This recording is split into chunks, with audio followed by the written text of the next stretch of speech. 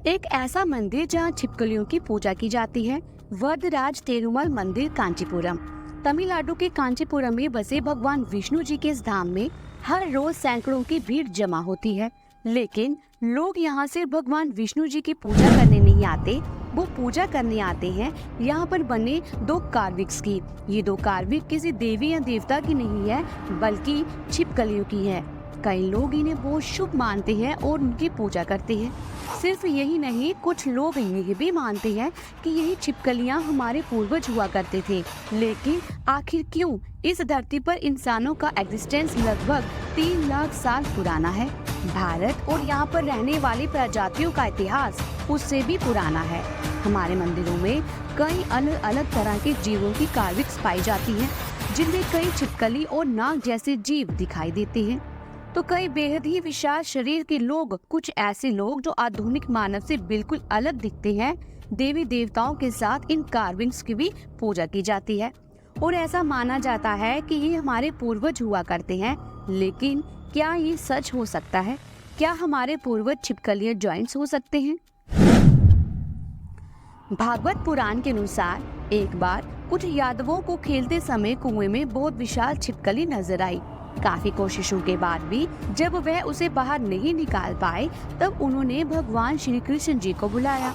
भगवान श्री कृष्ण जी ने उस छिपकली को बाहर निकाला और उन्हें पता चला कि वे असल में एक बहुत दानी राजा थे, जिन्हें ब्राह्मण ने छिपकली बन जाने का श्राप दिया था। श्री कृष्ण जी ने जैसे ही उन्हें हाथ लगाया, राजा श्राप से मुक्त हो गए और अपने असली रूप में वापस आ गए। ऐसा माना जाता है कि वह छिपकली एक गिरगिट की तरह अपना रंग और शरीर भी बदल सकती थी। आज भारत के कई बड़े मंदिरों में छिपकलियों की कार्विक्स पाई जाती है।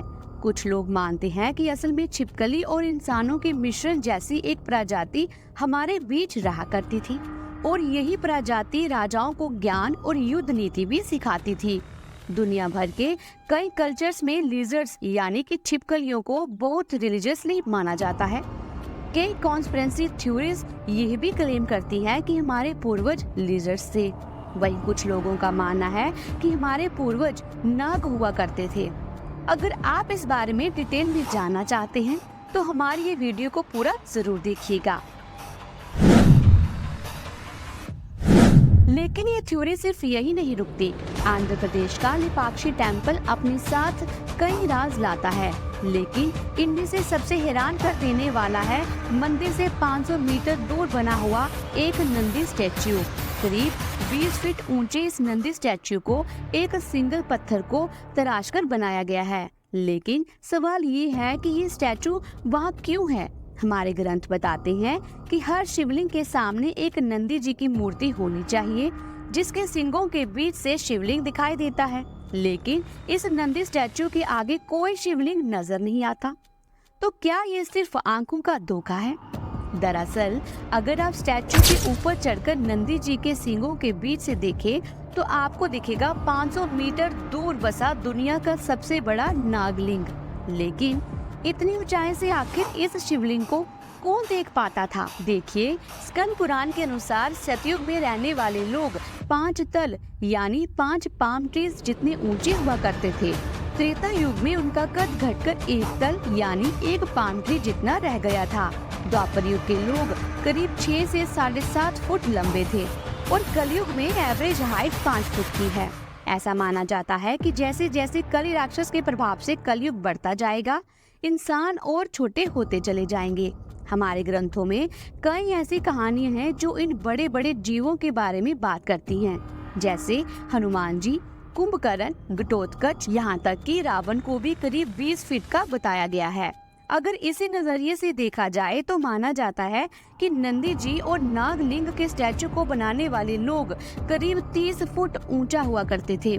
इस बात का एक और सबूत हमें मिलता है मंदिर परिसर में पाया जाने वाला एक बहुत बड़ा पंच यानी फुटप्रिंट। कुछ लोग मानते हैं कि ये माता सीता जी के पैरों का निशान है, तो कुछ लोग मानते हैं कि ये भगवान श्री राम जी के हैं, तो कुछ लोग इसे हनुमान जी का मानते हैं। भारत के अलावा दुनिया के और हिस्सों में भी कई बार आर्कियोलॉजिकल एग्जीबिशन और रिसर्च में प्राचीन काल के जॉइंट स्केलेटल पाए गए हैं। लेकिन अगर ये सच है तो फिर ये सभी लोग छोटी छोटी जगहें जैसे कि सुरंग जैसे छोटे रास्तों से कैसे गुजरते होंगे। ऐसा माना जाता है कि बड़ा शरीर होने के अलावा प्राचीन समय में लोगों के पास कुछ अद्भुत शक्तियां भी थी, जिनकी मदद से वह जब भी चाहे अपने शरीर को छोटा या बड़ा कर सकते थे। अपने आप को पहचानो हनुमान। जामवंत की ये शब्द सुनकर मारुति नंदन हनुमान जी का शरीर धीरे धीरे बड़ा होने लगा।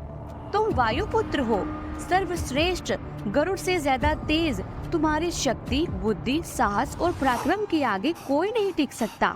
ये सब सुनते ही हनुमान जी पहाड़ जितने बड़े हो गए और हवा को चीरते हुए रफ्तार के साथ विशाल समुद्र के पार अपनी माँ सीता जी की खोज में निकल गए। हमारे पुराणों में ऐसे कई इंसिडेंट्स हैं जो इन अद्भुत शक्तियों के बारे में बताते हैं, लेकिन ये सिर्फ हमारे इतिहास में एग्जिस्ट नहीं करते, बल्कि आज के समय में भी कुछ ऐसी जगहें हैं जो इस बात का जीता जागता सबूत है। वह है केदारनाथ मंदिर। मंदाकिनी नदी के पास और हिमालय पहाड़ों के बीच में बसा एक ऐसा भव्य मंदिर जो भगवान शिव के 12 महाज्योतिर्लिंगों में से एक है। ऐसा माना जाता है कि यह मंदिर 400 सालों तक बर्फ से ढका रहा। और तो और जब 2013 में केदारनाथ में विशाल बाढ़ आई, तब भी महादेव जी का ये मंदिर अपनी पूरी भव्यता के साथ टिका रहा। लेकिन सबसे चौंका देने वाली बात ये है कि इस मंदिर को एक ऐसी तकनीक से बनाया गया था जिसके बारे में हजारों सालों तक कोई नहीं जानता था। रॉक इंटरलॉकिंग तकनीक, जिसमें पत्थरों को आपस में बिना किसी सीमेंट के एक ऐसे जोड़ में जोड़ा जाता है जिसमें कोई भी ताकत उसे हिला ना पाए। ऐसा माना जाता है कि इस तकनीक का इन्वेंशन 1900 में हुआ था, लेकिन केदारनाथ मंदिर कई हजारों साल पुराना है। तो उस समय ऐसी आधुनिक तकनीक का इस्तेमाल कैसे हुआ? इसका राज शायद हमारे एंशिएंट स्क्रिप्चर्स में छुपा हुआ है। हमारे ग्रंथों में कई ऐसी कहानियां पाई जाती हैं जहां महर्षियों ने अपनी शक्तियों से कई जादुई चीजें की, जैसे कि किसी का मन पढ़ लेना तो किसी मरे हुए को जिंदा कर देना। जहां तक कि माना जाता है कि ब्रह्म ऋषि विश्वामित्र जी एक पूरी नई दुनिया का निर्माण करने चले थे। भारत में कई ऐसी प्राचीन इमारतें और मंदिर हैं जिसकी बनावट इंसानी काबिलियत से परे लगती है, और केदारनाथ का मंदिर इनमें से एक है। कैसे कोई सैकड़ों टन बड़े इन पत्थरों को पहाड़ के ऊपर ले जा सकता है और इतनी एडवांस टेक्नोलॉजी का इस्तेमाल कर सकता है? केदारनाथ की ही तरह कई और मंदिरों में रॉक मेल्टिंग, रॉक बेडिंग और ड्रिलिंग जैसी कई एडवांस तकनीक का इस्तेमाल देखा जा सकता है। तो क्या हमारे पूर्वजों के पास कोई एडवांस टेक्नोलॉजी थी, या उन्हें कोई सुपर पावर्स मिली थी, या फिर वो इंसान थे ही नहीं? महाराष्ट्र के एलोरा केव्स के बीच बसा कैलाश मंदिर एक ऐसा शानदार और भव्य मंदिर जिसमें कई सुंदर कार्विंग्स हैं। लेकिन हैरानी की बात यह है कि इस पूरे मंदिर को एक ही पहाड़ को तोड़कर बनाया गया है। लेकिन ऐसा कैसे हो सकता है? अगर हजारों की तादाद में भी लोग काम करें ना, तो उन्हें सदियां लग जाएंगी। हजारों टन पत्थरों को तोड़कर उन्हें साफ करने में, वह भी बिना किसी एडवांस टूल के। इस मंदिर से जुड़ी ऐसी थ्योरीज हैं कि इसका निर्माण किसी इंसान या भगवान ने नहीं, बल्कि एलियंस ने किया था। भारत के कई मंदिरों में जहां कुछ ऐसे स्ट्रक्चर्स और कार्विंग्स हैं जिनका कोई एक्सप्लेनेशन नहीं दे सकता। कर्नाटक के चिन्नकेशव मंदिर में एक अजीब फ्रॉगमैन की कार्विंग देखी जा सकती है। इसी तरह कई अलग अलग मंदिरों में horseman, horse women, fish women, human जैसी कई कार्विंग देखी जा सकती है। क्या सच में हमारी दुनिया की डेवलपमेंट्स में एलियंस का हाथ था? क्या ये सारी कार्विंग दूसरी दुनिया से आए हुए एलियंस की है? कई लोगों का यह भी कहना है कि भारत के कुछ मंदिरों का स्ट्रक्चर एक स्पेस शटल जैसा है। उनका मानना है कि काफी समय पहले हमारी धरती पर एलियंस ने कदम रखा था और फिर उन्होंने ही हमारे पूर्वजों को बहुत सारी एडवांस टेक्नोलॉजी का ज्ञान दिया और वहीं से इंस्पिरेशन लेकर हमारे मंदिर बनाए गए। दुनिया भर में इसे एलियंस इन्वेंशन थ्योरी भी कहा जाता है। इस थ्योरी के अनुसार इंसानी प्रजाति इतनी तरक्की इसलिए कर पाई क्योंकि इसमें एलियंस का हाथ था। कुछ लोगों के हिसाब से ये एलियंस आज भी हमारे बीच एग्जिस्ट करते हैं। इसके अलावा एक थ्योरी ये भी है कि ये कार्विंग्स असल में कुछ एक्सपेरिमेंट्स हैं। कुछ लोग तो ये भी कहते हैं कि हमारे पूर्वज इंसानों की म्यूटेशन करने की कोशिश कर रहे थे, यानी इंसानों को बदल के कुछ और बनाने की कोशिश कर रहे थे। हमारे ग्रंथों में प्लास्टिक सर्जरी जैसी एडवांस टेक्नोलॉजी के बारे में पहले बताया गया है, इसलिए लोगों का मानना है कि उसी का इस्तेमाल करके हमारे पूर्वज इंसानों की नई प्रजाति बनाने की कोशिश कर रहे थे। लेकिन क्या वो सफल हुए? क्या ये सब सच है?